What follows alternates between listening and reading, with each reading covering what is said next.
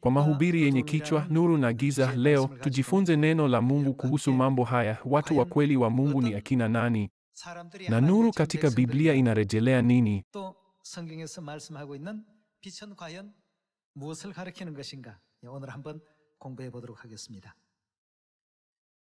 Kuna vitu vimeumbwa ili kuona yale yasiyoonekana. Kila mtu mnaweza kuona wakati. Je, muda haupiti mnapolala, mnapofanya kazi, mnapohubiri, mnapopumzika, mnapokula milo au hata mnaposoma?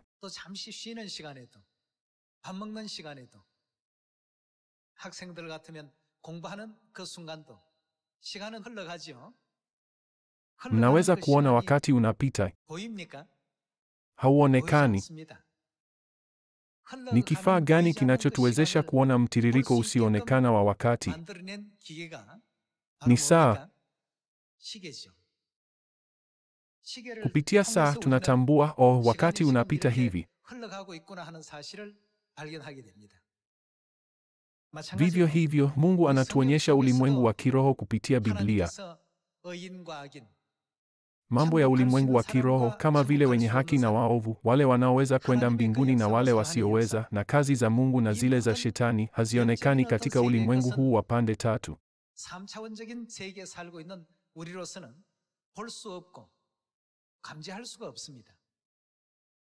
Je, Biblia si chombo muhimu sana kinachotuwezesha kuona mambo yasiyoonekana?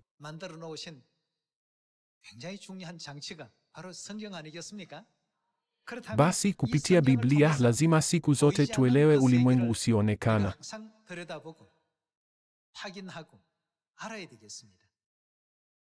Kabla ya uvumbuzi wa saa, kabla ya wanadamu kuhisi mabadiliko ya nyota za angani, hawakuwa na dhana ya kupita kwa wakati.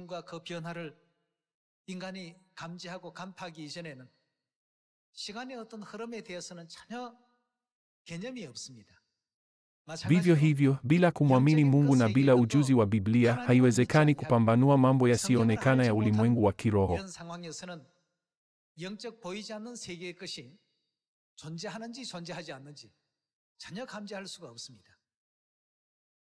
Kwa hiyo leo tujue kupitia Biblia nuru huashiria nini na giza huashiria nini.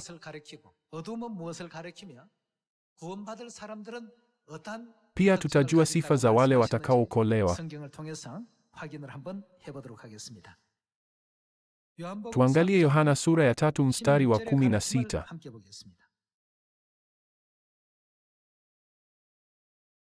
Sura ya 3 mstari wa 16.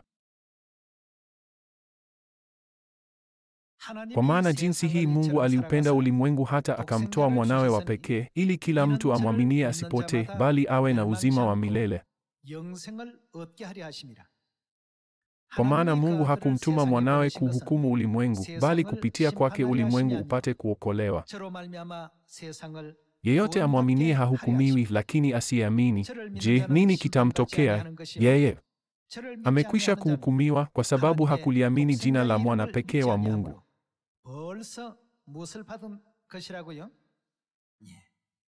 Mungu tayari alitekeleza hukumu yake. Hata kabla ya kwenda mbinguni na kumsikia Mungu akisema, wewe nenda jehanamu na wewe nenda mbinguni, atawezaje kutuhukumu katika dunia hii?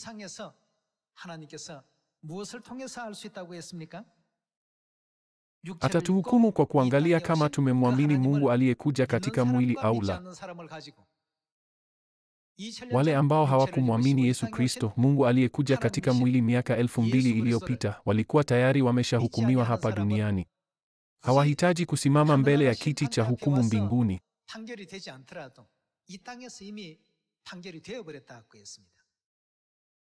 Inamaanisha nini kwa wale ambao hawamwamini Mungu aliyekuja katika mwili katika enzi ya Roho Mtakatifu? Tayari wameshahukumiwa. Hata wanapokuja mbele ya kiti cha hukumu cha Mungu, hukumu haibadiliki. Hivyo imani katika dunia hii ni ya thamani. Basi Mungu ajaye katika mwili ni nani hata tumekwisha kuhukumiwa kama hatumwamini yeye?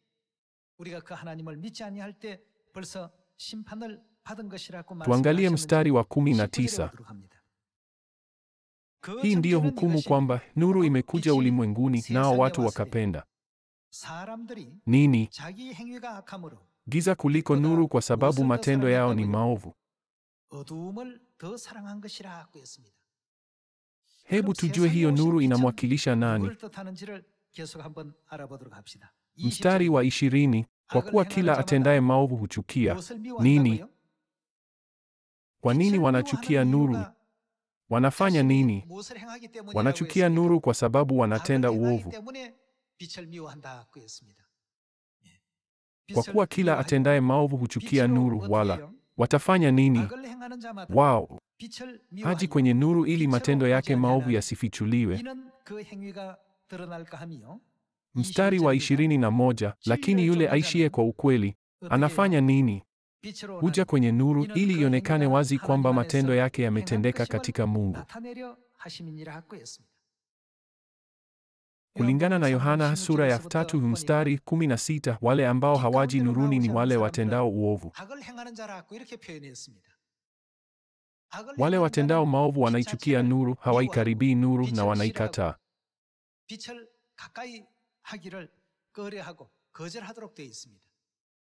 Haya ni maongozi ya Mungu.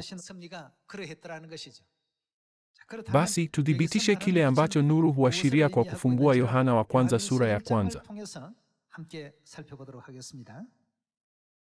Yohana wa kwanza sura ya kwanza mstari wa 5. Huu ndio ujumbe tuliosikia kutoka kwake na kuwatangazia ninyi, kwamba Mungu ni yeye ni nini? Nuru, na ndani yake hamna giza lolote. Mungu ni nuru.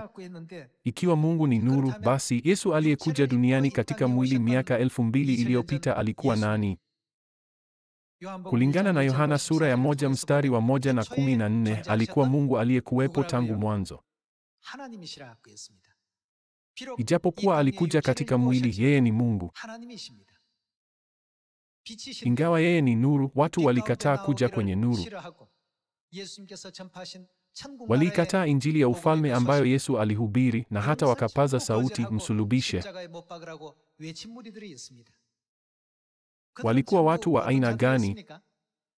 Leo kupitia Yohana sura ya 3 tunaweza kuona kwamba walikuwa watenda maovu. Waovu wana sifa gani? Wanaichukia nuru.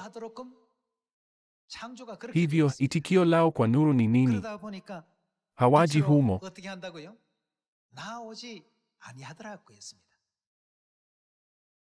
Kulingana na Yohana wa kwanza sura ya kwanza mstari wa 5, nuru ni Mungu. Hawaji kwa Mungu. Kwa nini ni hivyo? Wanaogopa matendo yao yatafunuliwa. Hivyo wanapenda nini? Wanapenda giza kuliko nuru Mungu. Kwa kuwa Mungu ni nuru, nani yuko kinyume cha nuru? Hivyo wanapendelea nguvu za Shetani na kufuata roho yake.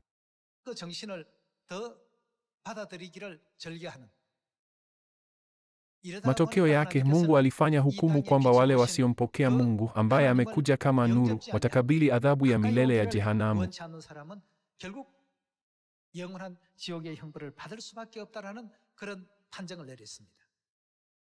Kulingana na ripoti ya utafiti, kufanya taa za barabarani kung'aa mara 2 zaidi usiku kunaweza kupunguza kiwango cha uhalifu kwa nusu.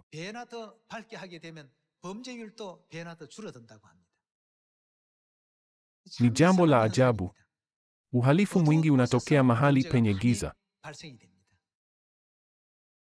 Kila mtu basi, kwa upande wa ukweli vile vile, je, hatupaswi kuja kwa Mungu ambaye ni nuru? Wale watendao uovu wanaichukia nuru. Hivyo hawaji kamwe kwenye nuru. Hawawezi kuwa na imani katika Roho na bibi arusi. Tuangalie Ufunuo sura ya 22 mstari wa 17 kwa pamoja. Katika sura ya 22 mstari wa 17 imeandikwa, Roho na bibi arusi wanasema. Wanasemaje? Njoo. Ni watoto wa nuru tu, watoto wa Mungu wanaoshangilia katika habari hizi. Mungu anasema, njooni kwangu. Njoo kwenye nuru. Kwa hili hukumu kati ya mbinguni na jehanamu tayari imeshaamuriwa. Wale watendao uovu kamwe hawaji kwenye nuru. Ni akina nani wanaokuja kwa Mungu Baba na Mungu Mama ambao ni nuru? Wao ni watoto wa nuru. Biblia inaeleza kwamba wanafurahia kuja kwenye nuru na kubaki humo.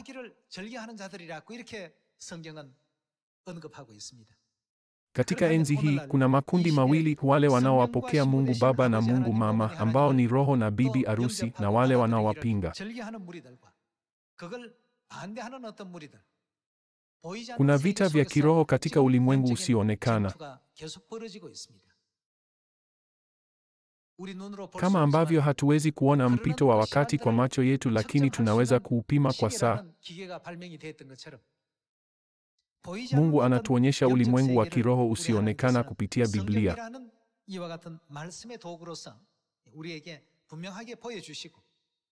Anaweka wazi nani atahukumiwa na nani ataokolewa.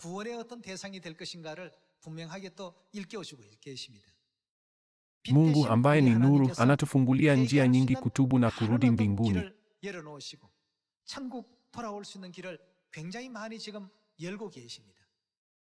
Ingawa Mungu hufungua njia, watoto wa gizani wanatendaje? Hawaji kwenye nuru. Wanaichukia nuru. Kwa kuwa wanachukia nuru, pia wanachukia ukweli kuhusu Mungu Baba na Mungu Mama. Hivyo tayari wamehukumiwa wakiwa katika dunia hii.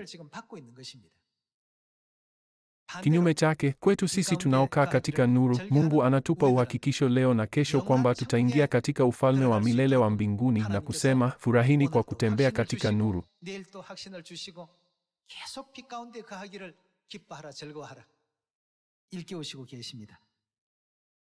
Basi Mungu ambaye ni nuru akaumba njia ya aina gani alipokuja miaka 2000 iliyopita? Tuangalie Yohana sura ya 12 mstari wa 46. Huu ni ujumbe ule ule tuliona awali katika Yohana wa kwanza sura ya kwanza mstari wa 5, Mungu ni nuru. Mimi nimekuja kama nuru ulimwenguni ili kwamba kila mtu aniaminie asibaki gizani. Mungu alikuja katika dunia hii kama nuru, lakini giza lilimkataa kwa kuhofia kwamba matendo yake yatafunuliwa.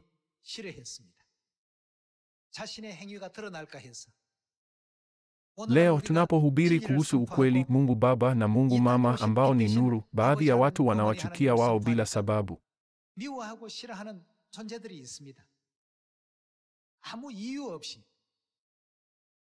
Kwa nini ni hivyo? Kwa asili wanaichukia nuru.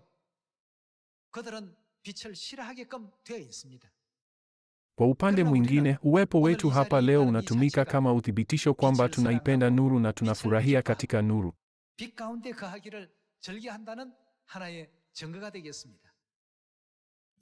Mstari wa 46, mimi nimekuja kama nuru ulimwenguni ili kwamba kila mtu aniaminie. Yaani Mungu aliyekuja katika dunia hii katika mwili asibaki gizani. Mimi simhukumu mtu yeyote anayesikia maneno yangu na asiyatii, kwa maana sikuja kuhukumu ulimwengu bali kuokoa.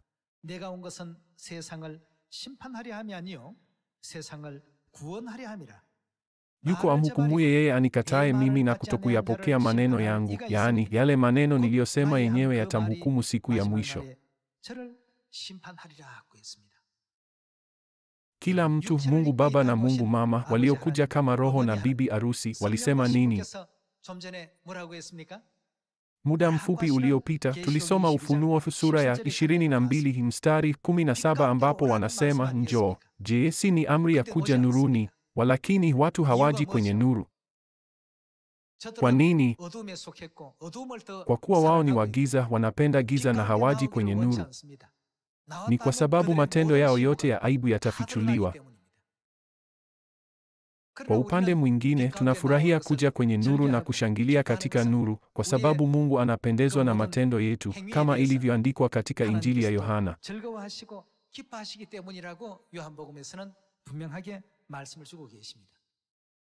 Basi tufungue Waebrania sura ya 5 kuona ni mfumo gani wa ukweli ulimpendeza Mungu, aliyekuja kama nuru miaka 2000 iliyopita.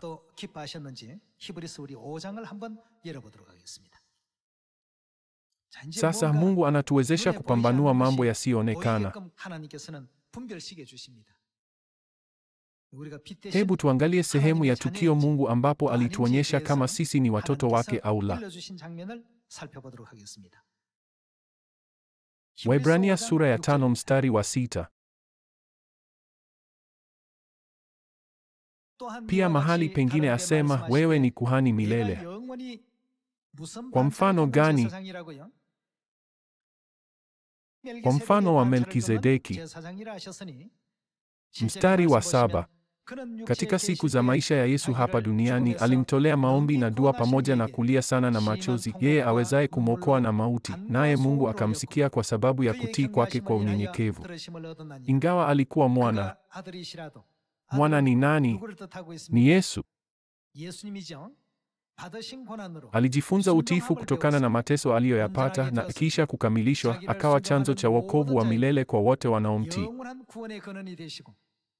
Naye amewekwa na Mungu kuwa nini? Kuhani mkuu kwa mfano wa Melkizedeki. Mungu anatuamsha kwamba Yesu amewekwa na Mungu kuwa kuhani mkuu kwa mfano wa Melkizedeki.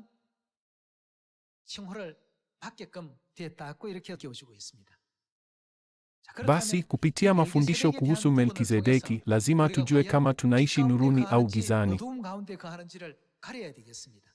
Kwa kuwa Yesu ambaye ni nuru aliwekwa kuwa kuhani mkuu kwa mfano wa Melkizedeki, sisi pia lazima tuishi kwa mfano wa Melkizedeki ili kuishi nuruni. Walakini watu husema, ninasoma Biblia, lakini wanaacha sehemu hizi zote. Ni ajabu. Kwa Agano Jipya, je, aibu yao haifichuliwi? Imefunuliwa kwamba ibada ya Jumapili siyo fundisho la Mungu. Pia imefunuliwa kwamba Krismasi siyo fundisho la Mungu. Pia imefunuliwa kwamba msalaba siyo fundisho la Mungu. Kwa kuwa Biblia inafunua kwamba kwa kweli sherehe zao zote za ibada ni desturi za Mungu wa kipagani na hazihusiani na Mungu, hawataki kusikia neno la Mungu.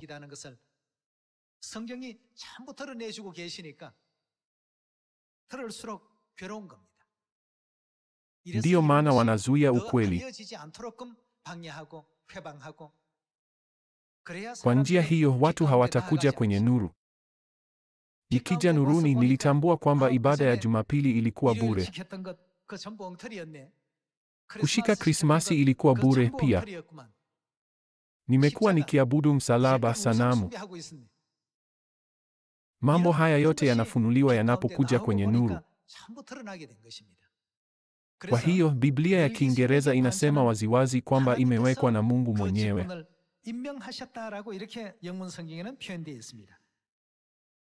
Yesu naye amewekwa na Mungu kuwa kuhani mkuu kwa mfano wa Melkizedeki.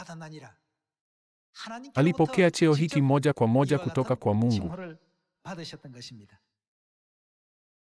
Basi tujue kuhusu mfano wa Melkizedeki kwa kufungua Mwanzo sura ya 14.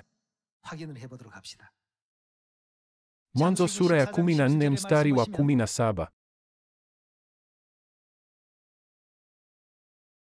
Abramu aliporudi baada ya kumshinda mfalme Kedolaoma na wale wafalme waliojiunga naye, mfalme wa Sodoma akatoka kwenda kumlaki katika bonde la Shawe, yaani bonde la mfalme.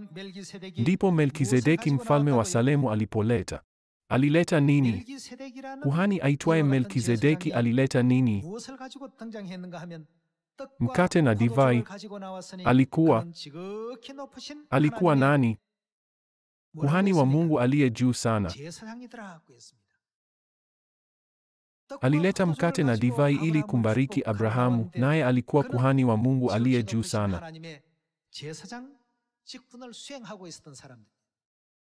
Mstari wa 19, naye akambariki Abramu akisema, abarikiwe Abramu na Mungu aliye juu sana, muumba wa mbingu na nchi.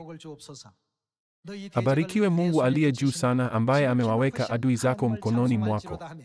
Ndipo Abramu akampa Melkizedeki sehemu ya 10 ya kila kitu. Hili ni tukio la kwanza la kutoa zaka. Kwa kawaida zaka inapaswa kutolewa kwa nani?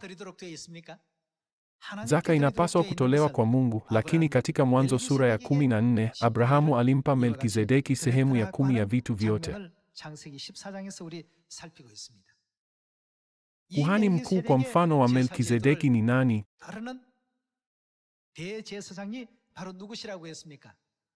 Ni Yesu ambaye ni Mungu Mwana kulingana na Utatu.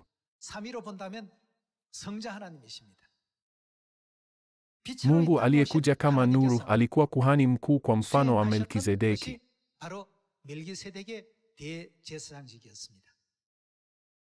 Ibada ya Jumapili na Krismasi zilianzishwa na kuhani mkuu wa Mungu Jua, mfalme wa Roma, pamoja na kanisa Katoliki.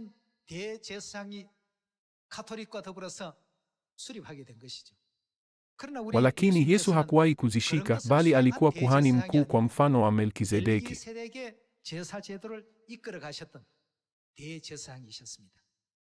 Je, dhabihu za aina gani zitampendeza Mungu? Je, ilikuwa dhabihu ya Abeli au ya Kaini? Je, ni dhabihu ya Melkizedeki au ya Mungu Jua? Bila shaka alipendezwa na dhabihu ya Melkizedeki. Kwa sababu hii, je, Mungu hakuja duniani kufundisha hilo? Melkizedeki alileta mkate na divai na akambariki Abrahamu. Ilikuwa wakati ambapo makuhani wengine walimwaga damu ya wanyama kumwabudu Mungu.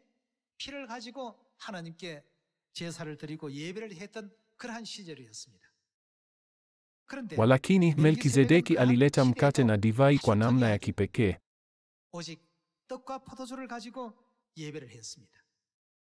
Basi tuangalie jinsi Yesu Kristo, Mungu wetu aliyekuja kama nuru, alivyofundisha kuhusu kanuni ya mkate na divai katika Agano Jipya, kwa kufungua Mathayo sura ya 26 mstari wa 17.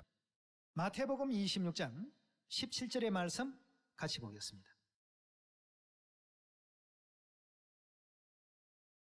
Siku ya kwanza ya sikukuu ya mikate isiyotiwa chachu, wanafunzi walimjia Yesu wakamuuliza, unataka twende wapi ili tukuandalie mahali pa kula Pasaka? Akajibu, nendeni kwa mtu fulani huko mjini, mkamwambie, mwalimu asema hivi, saa yangu imekaribia. Nitaiadhimisha Pasaka pamoja na wanafunzi wangu katika nyumba yako. Hivyo wanafunzi wakafanya kama vile Yesu alivyokuwa amewaelekeza, nao wakaandaa Pasaka. Tuendelee na mstari wa 26. Je, huu si ni usiku ule ule wa Pasaka? Walipokuwa wanakula, Yesu akachukua mkate, akashukuru, akaumega na kuwapa wanafunzi wake, akisema, twaeni mle, huu ndio mwili wangu. Kisha akakitwaa kikombe, akashukuru. Ni nini kilichomo katika kikombe? Ni divai, lakini divai hii ni tofauti na divai ambayo watu hunywa kwa kawaida. Je, ni divai wa aina gani? Ni divai ya Pasaka. Kisha akakitwaa kikombe, akashukuru, akawapa, akisema. Alikuwa anasema nini? Nyweni nyote katika kikombe hiki. Hii ndiyo damu yangu ya agano imwagikayo kwa ajili ya wengi kwa ondoleo la dhambi. Kama vile Melkizedeki alivyombariki Abrahamu kwa mkate na divai, Yesu Kristo, aliyekuja kwa mfano wa Melkizedeki, alianzisha agano gani kwa njia ya mkate na divai?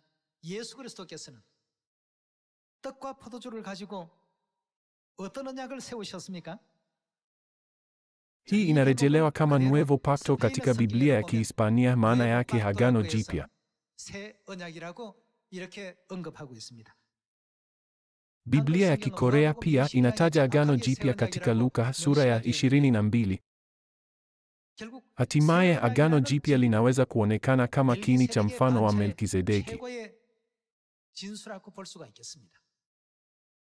Kama vile Melkizedeki alivyombariki Abrahamu kwa njia ya mkate na divai, Yesu Kristo, Melkizedeki wa kiroho, alitubariki nini kupitia mkate na divai?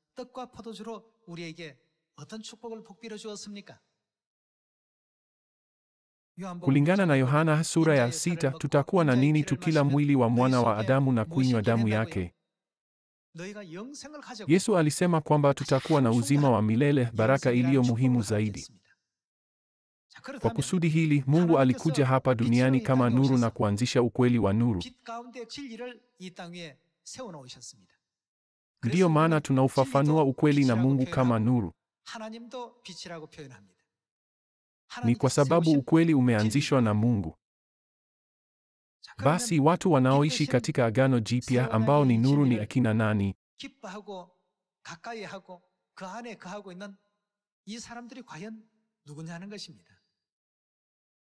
Katika Yohana 3 inasema kwamba wale walio wa giza, yaani wale watendao uovu, wanaichukia nuru na hawaji kwenye nuru.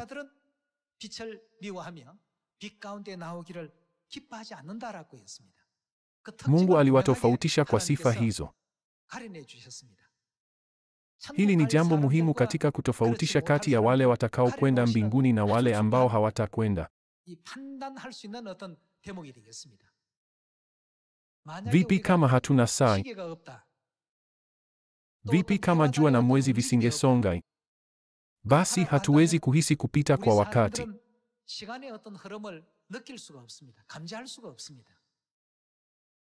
Vivyo hivyo, kama kusingekuwa na Biblia, hatuwezi kutambua hali yetu ya kiroho.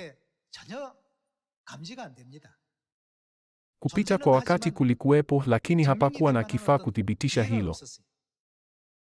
Mara tu saa ilipovumbuliwa, watu walisema, jamani, ishapita mwezi sasa. Agosti tayari imeshapita. Kama mfumo kama huo usingekuwepo, hata tusingejua umri wetu. Kristo nuru alikuja katika dunia hii na kuanzisha Pasaka ya Agano Jipya kama kuhani mkuu kwa mfano wa Melkizedeki. Kwa kufanya hivyo, alifanya nini kwa wale wanaoishi katika nuru na wale walio wa giza?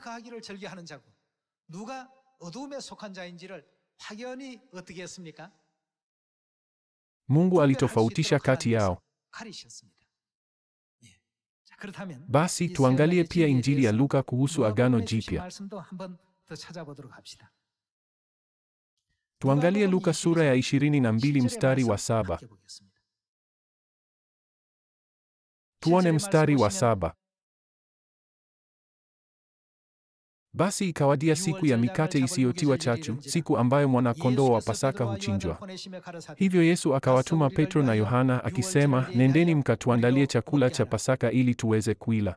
Tuone mstari wa 19. Kisha akachukua mkate, akashukuru, akaumega na kuwapa, akisema, huu ni mwili wangu unaotolewa kwa ajili yenu.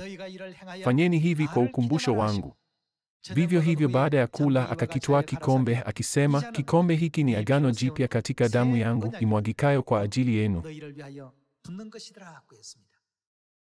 Kupitia mkate na divai ya Pasaka ya Agano Jipya, Mungu alianzisha mfano wa Melkizedeki. Katika wakati wa Abrahamu, makuhani wengine walipotoa dhabihu kwa damu ya wanyama, Melkizedeki alimbariki Abrahamu kwa mkate na divai.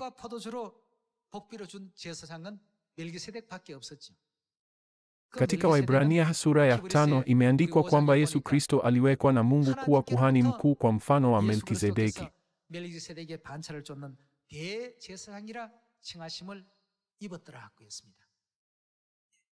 Ikiwa Yesu Kristo ambaye ni nuru anafuata mfano wa Melkizedeki, basi sisi pia lazima tuufuate.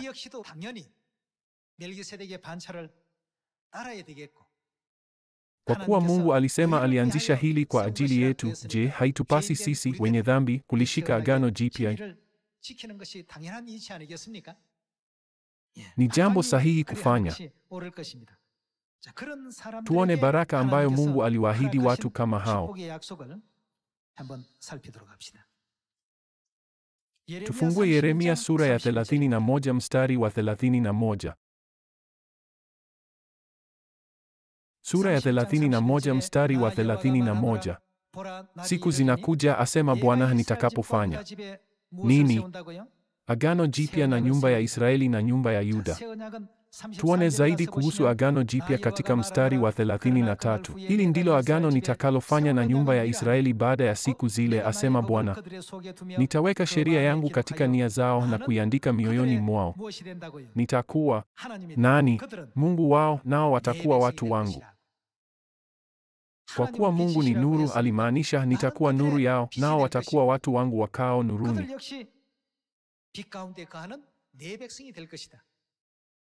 Hivi ndivyo Mungu anavyowakubali wale walio katika Agano Jipya kwa mfano wa Melkizedeki.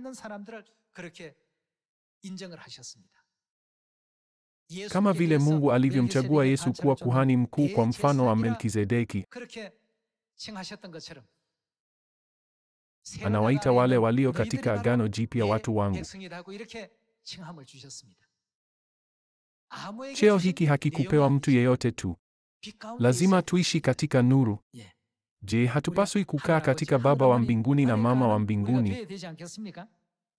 Mstari wa 34. Mtu hatamfundisha tena jirani yake, wala mtu kumfundisha ndugu yake akisema, mjue Bwana Mungu, kwa sababu wote watanijua mimi, tangu aliye mdogo kabisa kwao hadi aliye mkuu sana, asema Bwana. Kwa sababu atafanya nini? Nitasamehe uovu wao. Atasamehe uovu wa wale walio katika Agano Jipya, wala sitazikumbuka dhambi zao tena. Basi agano hili laweza kuondolewa kwa urahisi. Mstari wa 36, ikiwa amri hizi zitaondoka machoni pangu, asema Bwana, ndipo wazao wa Israeli watakoma kuwa taifa mbele yangu daima. Mstari wa 35, hili ndilo asemalo Bwana, yeye aliyeweka jua liwake mchana, yeye anayeamuru mwezi na nyota kung'aa usiku, yeye aichafuaye bahari ili mawimbi yake yangurume, Bwana mwenye nguvu zote ndilo jina lake. Je, kanuni hii itabadilika? Aliahidi kwamba kamwe haitabadilika. Basi ili tuweze kukaa katika nuru, tunapaswa kukaa katika Agano Jipya, hasa katika ukweli wa Pasaka, sivyo?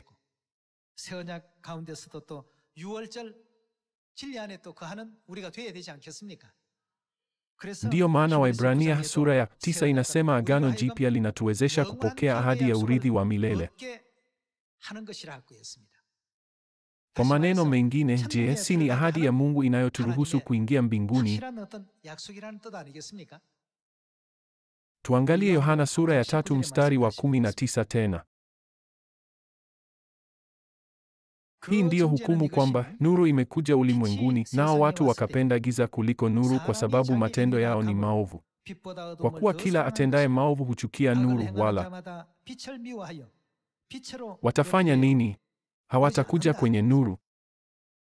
Kwa nini ni hivyo? Ni kwa sababu hawaipendi nuru. Ni asili yao. Imeelezwa katika mstari wa 20, ili matendo yake maovu yasifichuliwe. Mstari wa 21, lakini yule aishiye kwa ukweli anafanya nini? Huja kwenye nuru.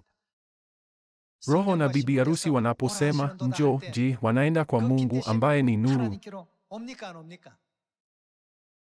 Mtu yeyote aishiye kwa kufuata ukweli huja kwenye nuru. Tunapomhubiri Mungu Mama, wanauliza Mungu Mama, hilo linatoka wapi? Ipo kwenye Biblia. Hebu tuangalie Biblia.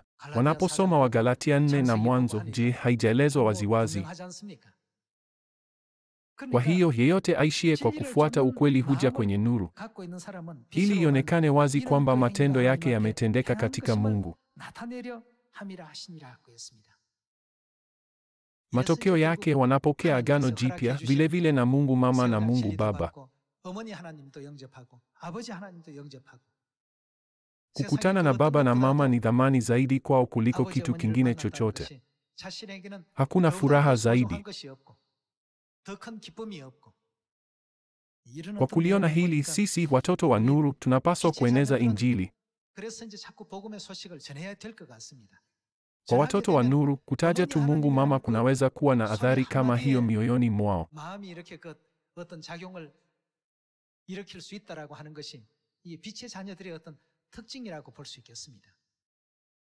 Mungu alituruhusu kukaa katika nuru na kuthibitisha kwa macho kwamba alianzisha agano jipya kwa mfano wa Melkizedeki.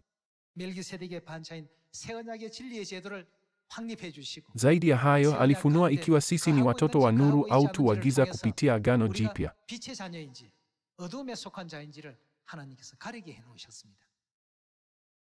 Kaka na dada, natumaini kwamba tutakaa nuruni milele, tukipokea upendo na baraka hata zaidi kutoka kwa Baba na Mama. Nikitumaini mmepata neema katika maneno haya, ninahitimisha mahubiri ya leo. Asanteni.